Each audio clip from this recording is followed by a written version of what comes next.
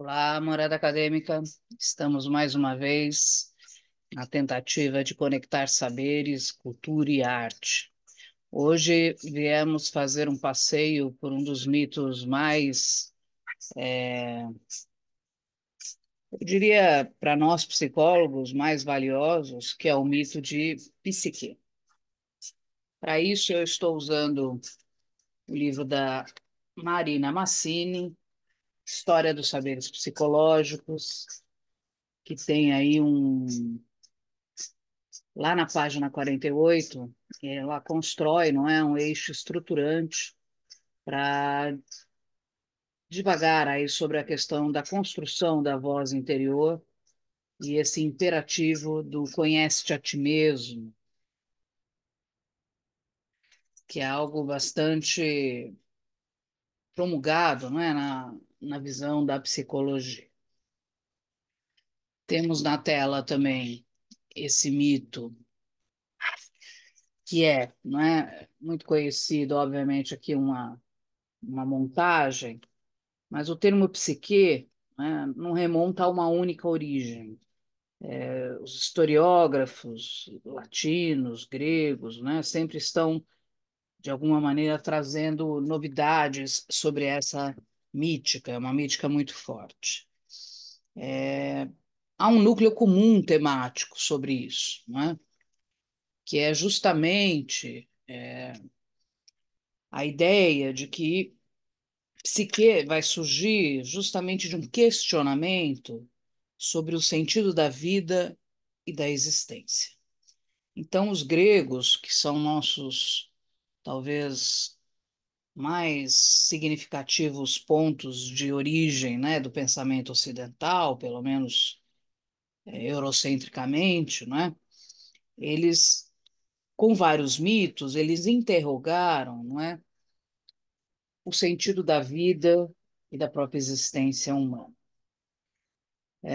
Uma das maneiras de responder a essa pergunta tão peculiar, não é, dizia respeito a colocar a psique como vinculada a um núcleo, não é, racional do ser humano. E aí se falava da psique, não é, como um objeto e sujeito deste mesmo conhecimento. Daí surge, talvez, a primeira vez a expressão daimon, né?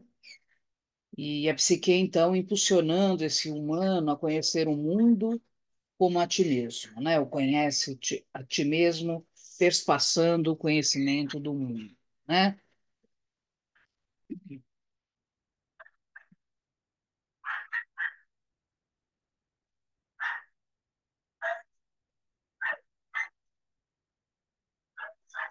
Temos em Vernon um grande historiador da cultura mitológica grega, né? Ele aponta, e aqui eu vou ler com vocês, né? A psique como uma força instalada no interior do homem vivo, sobre a qual ele se prende e que ele tem o dever de desenvolver, de purificar e de liberar, né?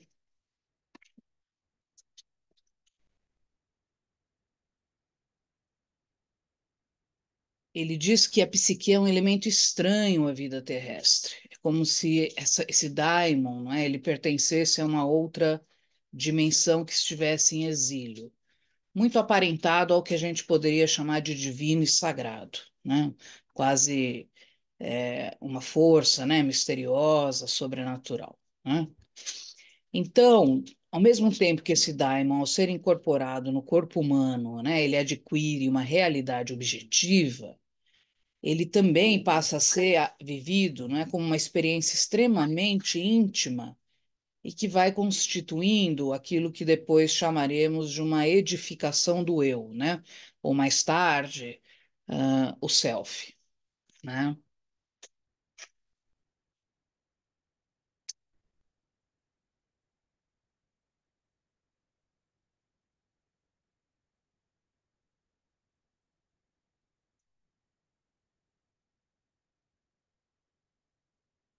Podemos ainda, né, entender que para a civilização grega, né, a origem religiosa do conceito psique também não vai deixar de lado uma certa concepção sobre o corpo, né?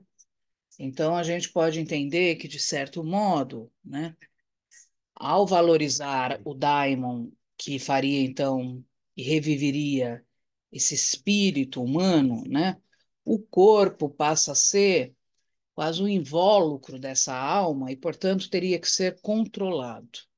Daí surge um grande dualismo somatopsicológico, né? De um lado, o corpo, questão da soma, e de outro, o psicológico, psique, que vai dar origem para nós psicólogos, inclusive, a ideia de psicossomática, né?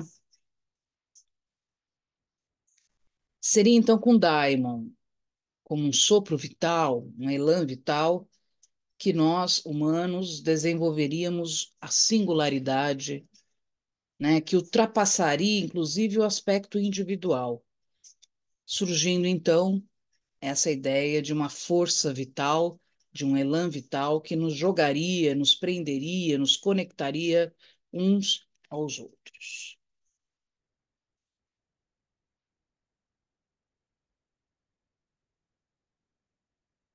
Essa ideia do elan vital vai fundar, inclusive filosoficamente, né, de um modo mais tardio, uma escola chamada vitalista, por exemplo, que tem como representantes importantes, não é? Um senhor francês bastante lido, que é o senhor Henri Bergson.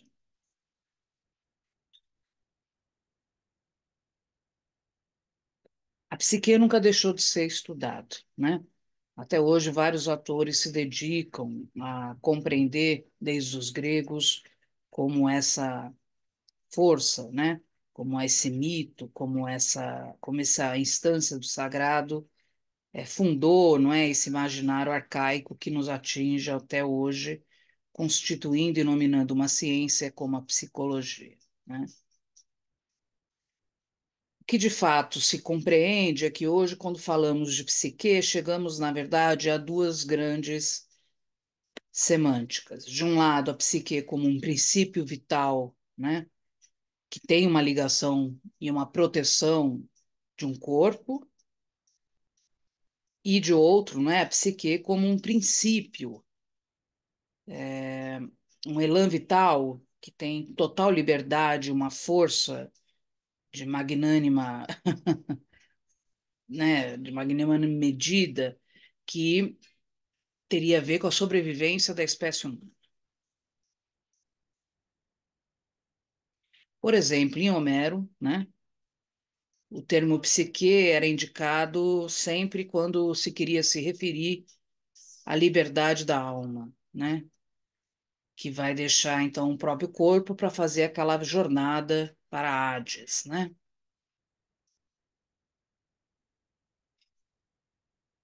No orfismo, né, uma escola que influenciou Pitágoras, por exemplo, o daimon vai também dar origem à ideia de um demônio, né, que seria a essência do homem na psique.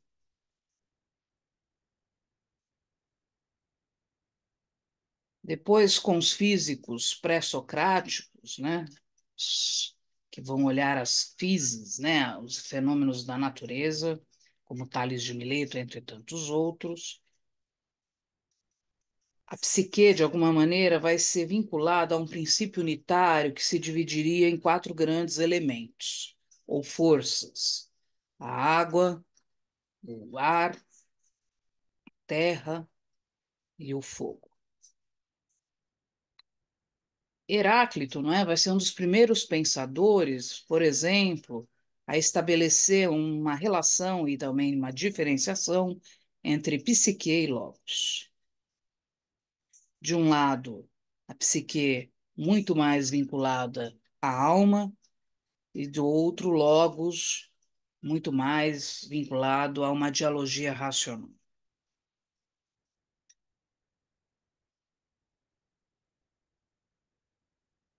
Empédocles, por exemplo, né, influenciado de certo modo por uma proposta socrática, que já trazia, não é, uma vinculação da psique com o eu,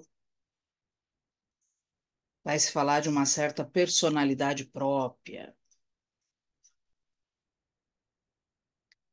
E, de fato, é com Sócrates, né, que nós encontramos por volta do século IV antes de Cristo, em Atenas, a evidência, não é, de uma voz interior, que é esse daimon, né, que tem origem divina, que atravessa toda a vida humana e que é superior a essa vida, portanto imortal.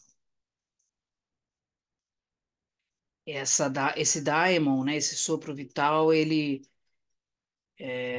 em espírito humano, não é, fundaria no homem a busca pelo belo, pelo bom, pelo justo, também, né, muito vinculado ao exercício intelectual, que seria essencial para a formação da cidadania em Atenas.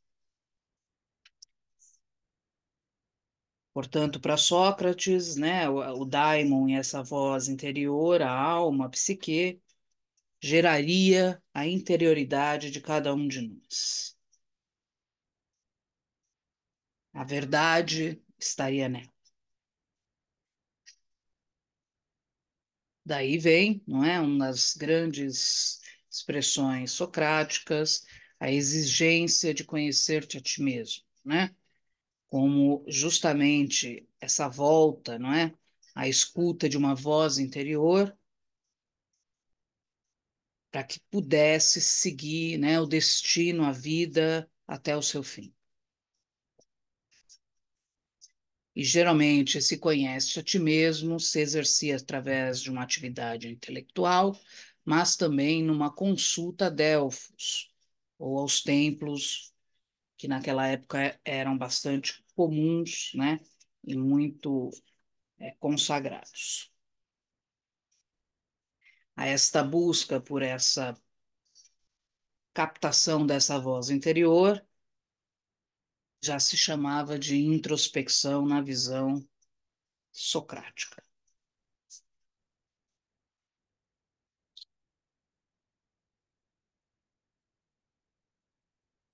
Com isso, trazemos mais uma contribuição ao nosso Morada, trazendo um dos mitos mais importantes que fundam, não é, a psicologia, essa busca pela voz interior, e vamos com isso buscando compreender a riqueza que esses mitos de origem, né, retratam e buscam até hoje iluminar o nosso cotidiano.